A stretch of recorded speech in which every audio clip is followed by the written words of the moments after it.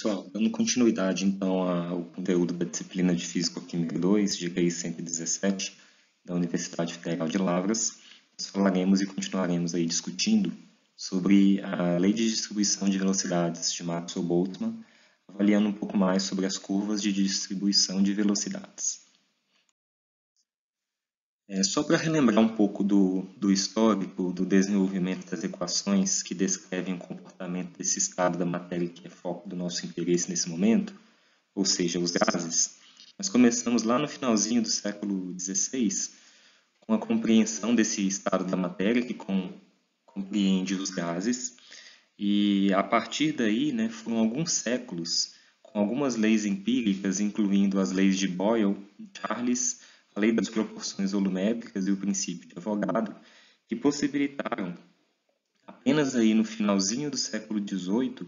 a determinação de uma lei geral que descrevesse o comportamento dos gases ideais, que relaciona então propriedades macroscópicas desse sistema a partir de uma equação relativamente simples, em que a razão entre a pressão vezes o volume do gás dividido pela temperatura é igual ao número de mols multiplicado por uma constante R, a constante universal dos gases. Como eu bem disse, essa equação então vai relacionar propriedades macroscópicas do gás. Então é o comportamento macroscópico obtido a partir de uma relação entre propriedades termodinâmicas mensuráveis macroscopicamente. Nós então, a partir de uma determinada concepção da estrutura da matéria, começamos a nos perguntar qual é a relação que existe desse comportamento macroscópico com a estrutura microscópica da matéria. Essa resposta aparece aí a partir dos estudos de Maxwell, culminou na teoria cinética dos gases, e que veio especificamente responder uma pergunta, dando mais complexidade à compreensão do que é um gás. Então, um gás, segundo Maxwell, ele vai ser um sistema formado por um conjunto de partículas. Número de partículas que compõem tais sistemas são tão grandes quanto aqueles contidos em 1 mol de entidades químicas, que podem ser aí moléculas ou átomos, de tal forma que cada partícula dessas se movimenta em um movimento retilíneo uniforme, e esse movimento se perpetua até um instante em que cada uma dessas partículas colide ou com a parede do sistema,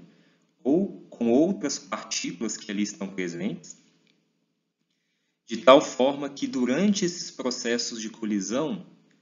é a única oportunidade que essas partículas têm de trocarem energia umas com as outras. E aí isso caracteriza também o fato do comportamento ideal desses gases, que nós temos deixado bastante claro, que é o fato de que as partículas elas não interagem entre si por meio de interações potenciais. Durante essas colisões que ocorrem, a troca de energia se dá de forma perfeitamente elástica, ou seja, conserva-se tanto a energia cinética do movimento quanto o momento linear. E chama a atenção o fato de que, por ser um grande número de partículas, cada uma delas se movimenta com velocidades distintas que mudam à medida que o tempo passa devido aos próprios processos de colisão que permitem a essas partículas trocarem energia cinética. Isso caracteriza, dentro desse sistema complexo, um movimento randômico, ou seja, mesmo que eu conheça a posição exata e a velocidade exata de uma partícula num dado instante de tempo, é impossível conhecer a nova velocidade e a nova posição a partir de um dado instante de tempo t mais ΔT, porque é impossível prever o número de colisões que ocorreram, com qual energia essas colisões ocorreram e, consequentemente, é impossível descrever microscopicamente as propriedades de cada uma dessas partículas dentro de um sistema, como é um gás com um grande número dessas entidades que se movimentam com esse tipo de comportamento. Então, nós vimos que as propriedades termodinâmicas que as que podem ser medidas macroscopicamente, na verdade, são expressões do comportamento médio dessa dinâmica caótica de movimento. Assim como a temperatura é uma propriedade que está relacionada à média da energia cinética translacional de um sistema, a pressão é a força média exercida pela transferência de momento linear com a parede durante os processos colisionais, expressa por unidade de área. Então, não satisfeitos em compreender microscopicamente a origem das propriedades macroscópicas mensuráveis, nós nos perguntamos: o que é nos permitido saber acerca desse movimento randômico?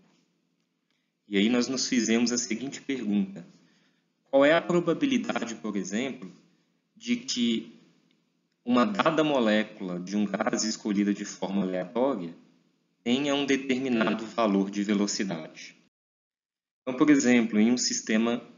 descrito com as características do gás de Maxwell, que nós acabamos de relembrar, se eu escolher aleatoriamente uma molécula e me perguntar qual é a probabilidade de que essa molécula escolhida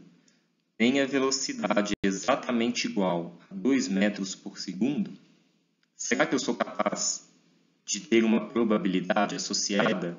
a esse evento? E vamos pensar um pouco. O número de moléculas que compõem um sistema gasoso é grande, né? Tão grande quanto 10 elevado a 23 dessas partículas. Então, eu tenho um grande número de possíveis valores de velocidade para essas moléculas dentro desse sistema. Mas, ao mesmo tempo, não só pelo grande número de moléculas que o sistema possui, há também infinitos valores de velocidade que cada uma dessas partículas pode assumir, dado que a velocidade pertence aos números reais com valores variando entre 0 e a velocidade da luz. Então, imaginem, eu tenho um grande número de partículas, mas que podem ter infinitos valores de velocidade, sendo que escolher um único valor dentro desses infinitos valores possíveis tem associados a eles uma probabilidade nula. Ou seja, eu não tenho probabilidade numérica real de, ao escolher aleatoriamente uma molécula dentro de um sistema, encontrar essa molécula com um valor exato de velocidade ou de módulo de velocidade. O que é me permitido, então, saber? Desde que a velocidade é uma variável, então, que pode variar aleatoriamente para cada partícula, mas de forma contínua, eu tenho que tratar a probabilidade de que esta molécula escolhida ao acaso tenha o valor de velocidade em um intervalo fixo de valores. Então, por exemplo, eu posso perguntar qual é a probabilidade de que aquela molécula escolhida tenha velocidade com módulo entre V1 e V2. E para isso, eu preciso descrever funções de densidade de probabilidade que forneçam a descrição de comportamento probabilístico da velocidade das moléculas de um gás para um conjunto de condições termodinâmicas específicas. Essas funções de densidade de probabilidade que descrevem o comportamento das velocidades de moléculas ou átomos que constituem um determinado gás ficou conhecida como a Lei de Distribuição de Velocidades de Maxwell-Boltzmann. Uma lei de distribuição como essa fornece uma dada função matemática g de v, tal que g de v, dita agora função de densidade de probabilidade para a distribuição das velocidades de um determinado gás, quando multiplicada por um dado elemento b de v, ou seja, uma variação infinitesimal na velocidade das partículas de um gás, fornece uma fração ou o valor da probabilidade de que as moléculas do gás apresentem módulo de sua velocidade no intervalo entre v e v mais d de v. Ou seja, se nós encontrarmos, e nós o fizemos nas nossas últimas discussões, o valor da função g de v, nós podemos então calcular diferentes condições ou diferentes números de moléculas que contenham o valor de velocidade ou módulo da velocidade em um dado intervalo finito de valores. Então, como eu faço isso? Dada a função g de v, eu posso calcular a probabilidade de que o módulo da velocidade de uma partícula tenha valores que variam entre o valor v1 e o valor v de v2, calculando a integral de v1 a v2 da função de densidade de probabilidade vezes o elemento de velocidade d de v. Então, essa probabilidade, eu posso interpretá-la da seguinte maneira. Se eu tenho um conjunto de moléculas que formam um sistema gasoso, e eu, então, vou escolher aleatoriamente uma molécula dentro desse sistema, e aí eu posso me perguntar assim, qual é a probabilidade de que essa molécula, escolhida ao acaso, possua o módulo de seu valor velocidade compreendido entre V1 e V2. Então, essa integral me fornece essa probabilidade. Nós vimos também que uma outra informação que pode ser obtida a partir das funções de densidade de probabilidade refere-se ao cálculo de valores médios de outras propriedades termodinâmicas que também sejam função das velocidades do gás, das velocidades ou dos módulos das velocidades das partículas do gás. Então, por exemplo, se eu tenho uma função f de v, que é uma dada propriedade que é função da velocidade, por exemplo, a energia cinética, eu posso calcular então a média do valor dessa propriedade termodinâmica integrando para todos os valores possíveis de velocidade, nesse caso entre 0 e infinito, para garantir que eu vou conseguir fazer o cálculo em todo o espaço de velocidades, multiplicando a função que descreve essa propriedade, no caso f de v, vezes a função densidade e probabilidade g de v dv. Então, ao calcular essa integral, eu posso obter o valor médio da função f de v. E a gente pode fazer isso para diferentes grandezas, cujo valor são determinados pelo valor da velocidade das partículas. Quem é a função g de v? É essa daí, que a gente já viu e deduziu rigorosamente nas nossas últimas discussões. Mas eu vou lembrar um pouco para a gente ganhar novamente familiaridade com os diferentes termos que ela apresenta. Nós temos aí 3 fatores, né, marcados que a gente pode fazer uma separação em termos de comportamento matemático, em que o primeiro deles, m sobre 2π kt elevado a 3 meios, para uma dada condição do gás, é constante. Depois nós temos uma função exponencial, que tem como argumento menos m v ao quadrado sobre 2kt. E por último nós temos uma função quadrática 4π v ao quadrado. Lembrando, né? M é a massa da partícula do gás, que se relaciona à massa molar e ao número de Avogadro, pela relação m igual a massa molar sobre Na. K é a constante de Boltzmann, que pode ser obtida pela relação entre a constante universal dos gases e o número de Avogadro. E T é a temperatura do gás. Como toda função de uma única variável, nesse caso, é claro, o gás encontra-se em uma condição termodinâmica e, portanto, a sua temperatura é fixa e a massa das partículas que o compõem também está determinada, eu posso esboçar um gráfico do valor da função g de v para diferentes valores de velocidade. Essa curva, que tem esse formato que aparece aí para vocês, percebam que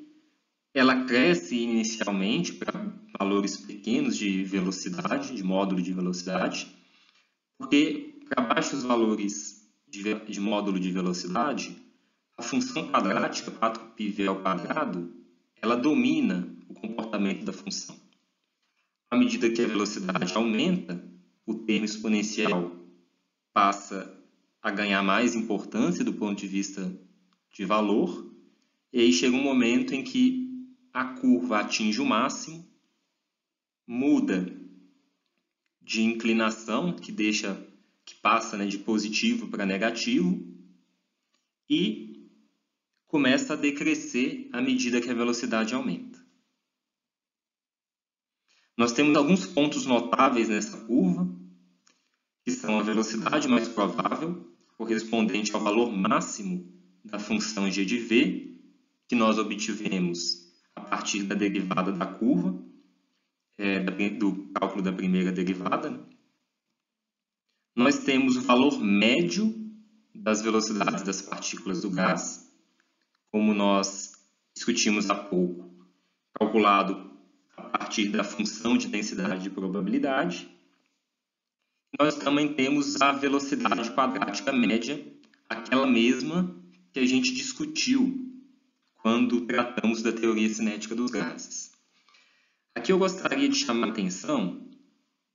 para, especificamente, a velocidade mais provável. Esse é um resultado bastante interessante, porque ele requer um cuidado na sua interpretação. Quando eu falo que um valor de velocidade mais provável das partículas de um gás numa dada condição termodinâmica é, por exemplo, 100 metros por segundo, não quer dizer que exista uma probabilidade maior de encontrar moléculas com exatamente esse valor de velocidade. Porque, como vimos, a probabilidade de se encontrar moléculas com um dado valor e único valor de velocidade é zero. Quando eu me refiro, então, ao valor do módulo de V mais provável, na verdade eu estou falando que para um intervalo infinitesimal de valores de velocidades compreendidos no valor mais provável, ou seja, para velocidade variando entre VMP e VMP mais um d de V, isso sim refere-se ao número de partículas de maior ocorrência em termos do valor das velocidades compreendidas nesse intervalo centrado no valor de V, velocidade mais provável do gás. Outra informação que a gente pode destacar na curva de G de V refere-se ao significado de probabilidades em termos da curva obtida. Se eu, por exemplo, quero encontrar o valor de probabilidade associado às moléculas do gás que apresentem velocidade variando entre V1 e V2, sendo a diferença V2 menos V1 um valor finito, numericamente, o valor dessa probabilidade corresponde à área embaixo da curva entre V1 e V2. Isso, é claro, dado pela integral de V1 a V2 da função g de V, d de V. Se esse intervalo entre V1 e V2 for muito pequeno, de tal forma que eu posso considerá-lo quase que infinitesimal, então eu posso ter uma boa aproximação no cálculo do valor da probabilidade sem ter que fazer a integral de V1 a V2, mas apenas multiplicando o valor da função g de v pelo valor do intervalo d de v que eu considero pequeno. E aí, é claro, considerar pequeno quanto? Da ordem de milésimos ou de centésimos em alguns casos. Vai depender muito da região da curva da qual estamos falando. Por exemplo, para pontos da curva onde a inclinação é muito elevada, esse erro para assumir d de v pequeno da ordem de centésimos ou milésimos é maior do que em regiões onde a curva é mais suave, por exemplo, próximo dos valores de velocidade mais provável. Para finalizar, nesse momento, uma análise a respeito das características da curva de distribuição de velocidades, por fim, gostaria de destacar que se nós integrarmos a área sob a curva para todos os valores de velocidade possíveis, ou seja, para v variando entre 0 e infinito, então nós temos associado a essa probabilidade o valor unitário. Estamos falando de valores de velocidades em todo o intervalo de v possível, de tal forma que se por algum motivo ou por alguma propriedade termodinâmica alterada, como por exemplo a temperatura do sistema, a curva passar por alguma alteração, o valor da integral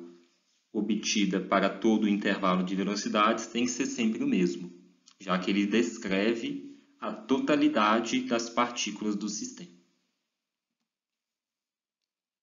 E aí vale a gente agora investigar com bastante detalhe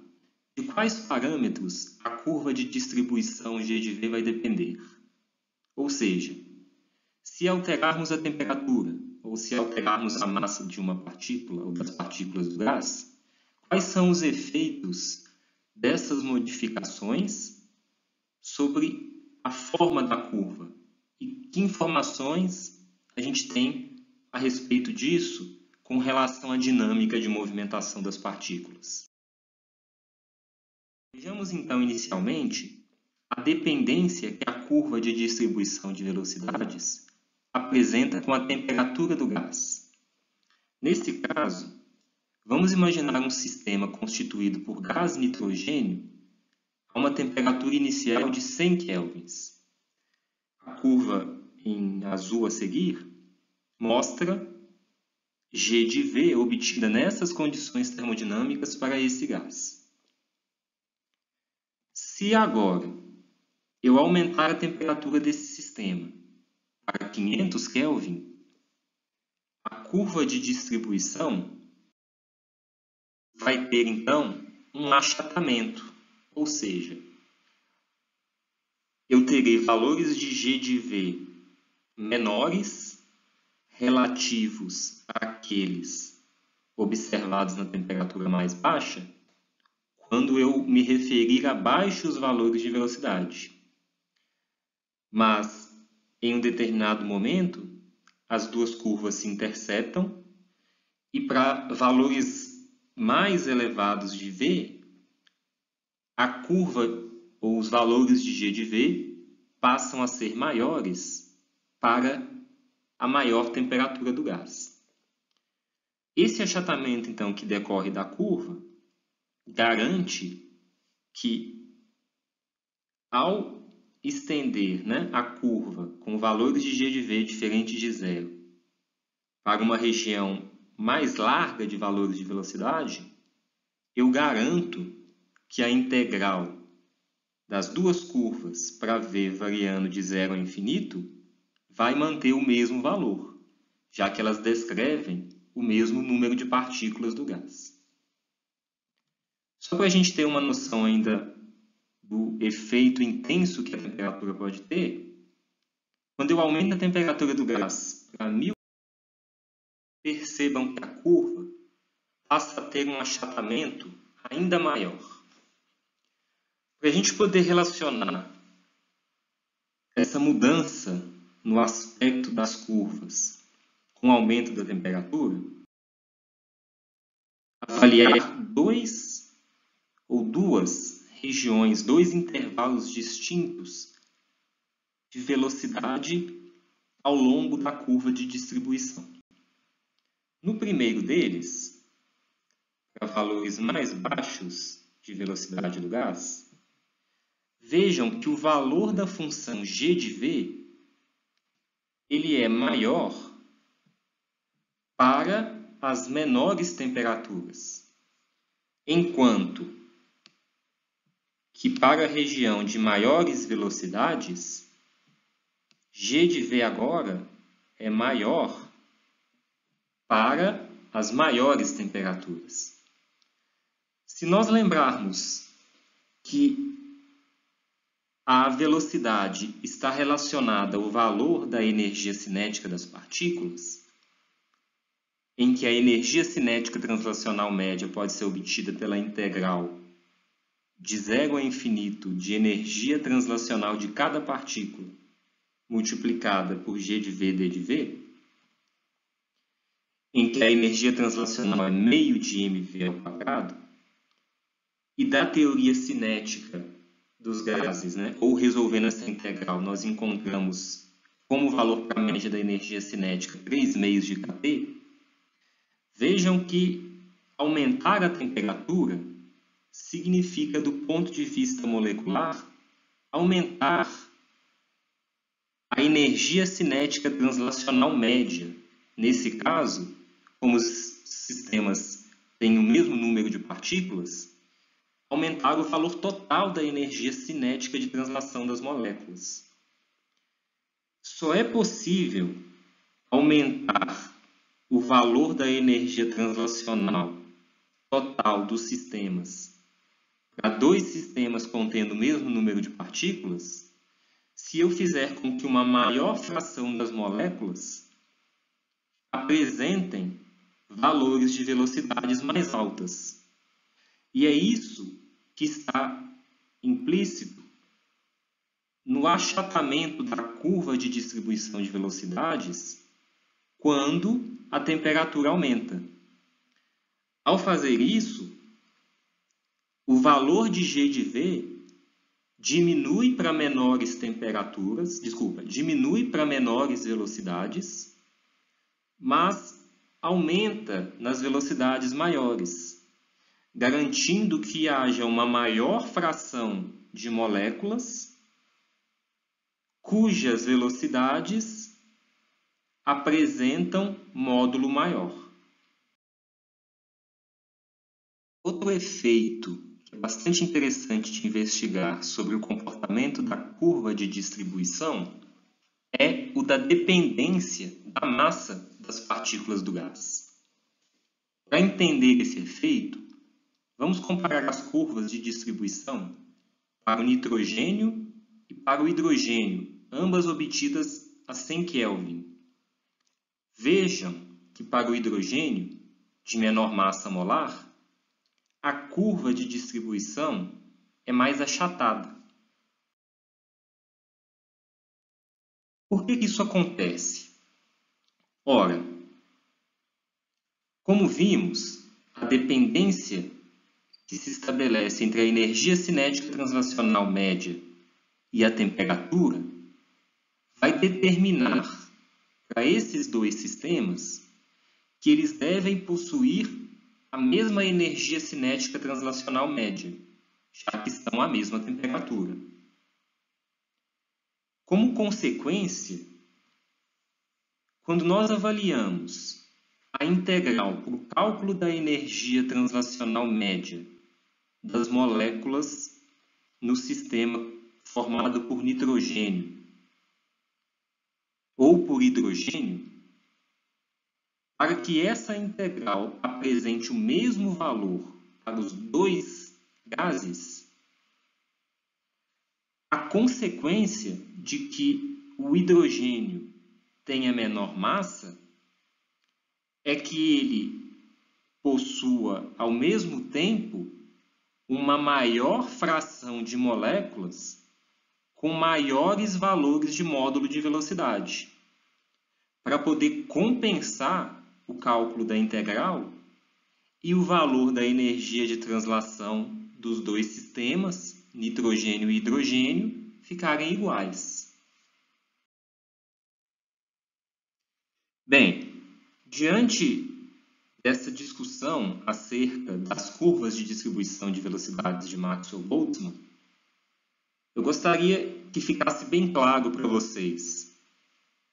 que, apesar de serem funções que parecem, numa primeira vista, complicadas, mais importante do que pensar a complexidade matemática dessas curvas é compreender o significado por trás dessas curvas e o que é possível obter a partir delas. Nós vimos aqui alguns exemplos de tentar compreender o que se pode interpretar acerca do comportamento molecular de diferentes gases, olhando para as curvas de distribuição de velocidade. Mas a aplicação delas vai além de uma compreensão mais fundamental sobre os sistemas microscópicos. E nas próximas aulas, nós discutiremos como que essa lei de distribuição se aplica a outros fenômenos de grande importância, como, por exemplo, a efusão de gases. Agradeço vocês pela atenção e bons estudos a todos.